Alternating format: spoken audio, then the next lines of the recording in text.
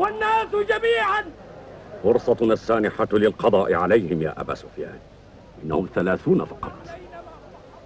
لا، ليس في الكعبة، حتى لا يعلو شأنهم بين العرب. أنتم تصدوننا عن حق الله، عن بيت إبراهيم والعرب أجمعين. الله أكبر، الله أكبر، الله أكبر.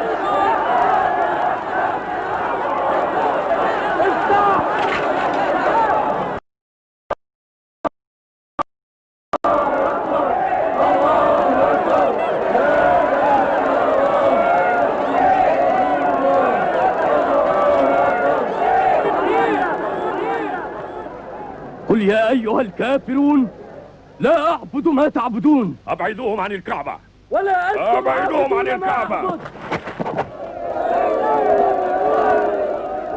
أوقفوا هذا الكذاب الذي يدعي معرفة السماء. احموا رسول الله، احموا رسول اتقوا الله يا قوم.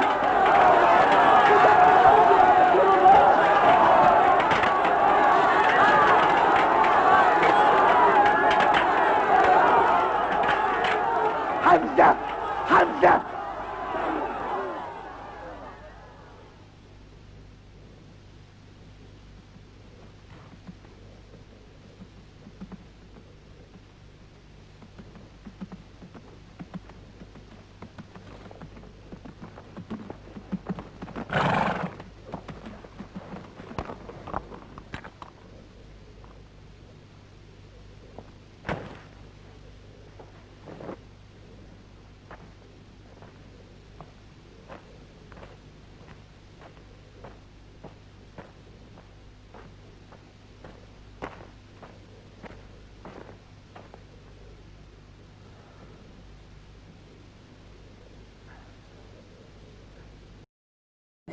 Assalamualaikum warahmatullahi ta'ala wabarakatuh.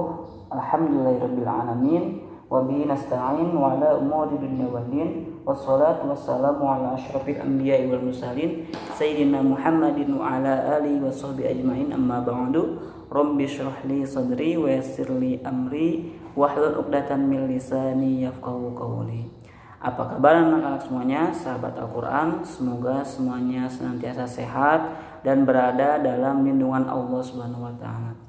Baiklah, pada pertemuan kita kali ini kita akan sedikit membahas tentang dakwah Rasulullah secara terang-terangan atau dakwahul jahriyah, dakwah jahriyah.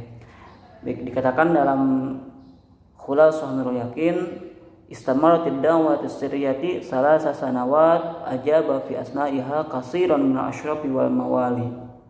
Jadi dakwah secara sembunyi-sembunyi itu berjalan selama 3 tahun. Dari situ selama dakwah secara sembunyi-sembunyi ada beberapa banyak sahabat yang memeluk Islam, dari mulai orang-orang pembesar dan orang-orang yang kayak contohnya pertama Sayyidatuna Khadijah Al-Kubra, kemudian Abu Bakar As-Siddiq, seorang saudagar kaya dari kalangan orang tua, hingga akhirnya ada Abu Bakar Siddiq. Abu Bakar Siddiq mengajak yang lain seperti Utsman bin Affan, seorang saudagar kaya juga. Dari anak-anak ada Ali bin Abi Thalib, ada juga Zaid bin Harithah. Wa ba'da dzalika umira Rasulullah sallallahu alaihi wasallam bil jahri bi qouli ta'ala fasda' bima tu'mar wa a'rid 'anil musyrikin. Kemudian setelah berjalan 3 tahun Rasulullah dakwah, kemudian turunlah perintah Allah di surat Al-Hijr ayat 94, fasda' bima tu'mar wa a'rid 'anil musyrikin. Maka siarkanlah apa yang diperintahkan kepadamu dan janganlah kamu pedulikan orang-orang musyrik. Ketika turun ayat ini, Rasulullah sallallahu alaihi wasallam di sini katakan fasaida 'ala safa wa nada qaumahu falamma ijtama'u qala hal tusaddiquni fi ma ukhbirukum bi faqalu jami'uhum na'am ma jarrabna 'alaika kadhiban mundu nash'atika ila al-an. Faqala sallallahu alaihi wasallam anqidhu anfusakum minan nar inni nadhirul lakum min adzabin syadid. Nah, ketika turun ayat tadi, Rasulullah Shallallahu Alaihi Wasallam beliau mengumpulkan saudaranya, kerabatnya atau kaumnya dari Bani Fihir, Bani Adi. Beliau naik ke atas bukit Safa di Makkah, kemudian beliau menyeru, wahai Bani Fihir, wahai Bani Adi. Beliau menyeru sehingga semua kaum berkumpul. Beliau berkata, bagaimana pendapatmu jika aku kabarkan bahwa di belakang bukit ini, di belakang gunung ini ada sepasukan kuda musuh yang akan datang menyerangmu? Apa jawab mereka? Mereka menjawab, ya, kami belum pernah melihat engkau berdusta dari dulu, dari beliau lahir sampai sekarang. Maka Rasulullah berkata, ketahuilah, sesungguhnya aku adalah seorang pemberi peringatan kepada kalian dari siksa yang pedih. Anqidu anfusakum, jagalah diri kalian semua minan nar, dari api neraka. Inni nadhirul lakum, sungguh aku adalah pemberi peringatan bagi kalian, min adzabin syadid, dari siksa yang pedih, dari siksa yang pedih. Nah, itu Rasulullah SAW memperingatkan kaumnya, memperingatkan kerabat-kerabatnya. Maka di situ berdiri seorang pamannya, Abu Lahab. Apa kata Abu Lahab? Tabban laka ya Muhammad, alihada jama'atana. Celaka engkau Muhammad, apakah untuk ini kamu mengumpulkan kami? Apakah untuk ini kamu mengumpulkan kami semua? Dari situlah turun surat Al-Lahab yang jelas mencela paman Rasulullah Abu Lahab. Bismillahirrahmanirrahim. Tabbat yada Abi Lahab. Di situ jelas yang celaka bukan Rasulullah, tapi Abu Lahab. Tabbat yada Abi Lahab. Celakalah tangan Abu Lahab. Celakalah kedua belah tangan Abu Lahab, dan sesungguhnya dia akan binasa.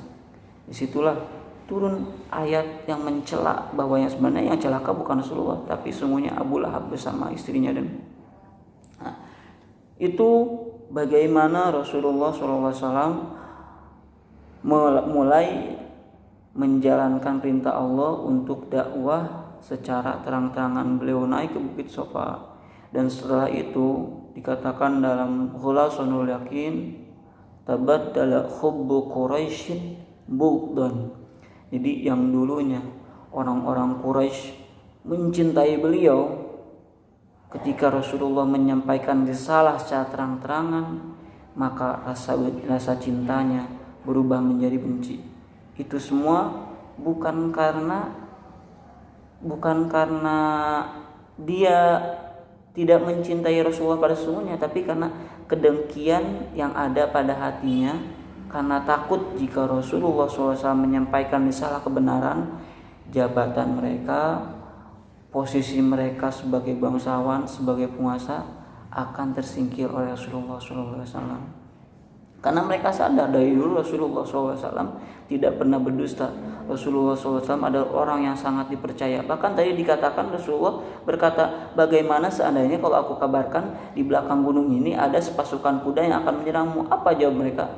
Dari semenjak dulu kami tidak pernah melihat engkau orang yang berbohong. Ini adalah tarbiyah ilahiyah, pendidikan dari Allah untuk Rasulullah, di mana dari mulai kecil beliau dipersiapkan, dididik dengan tarbiyah ilahiyah, dengan didikan Allah untuk menyiapkan dakwahnya yang sangat besar, tugas yang beliau emban yang sangat besar seperti itu.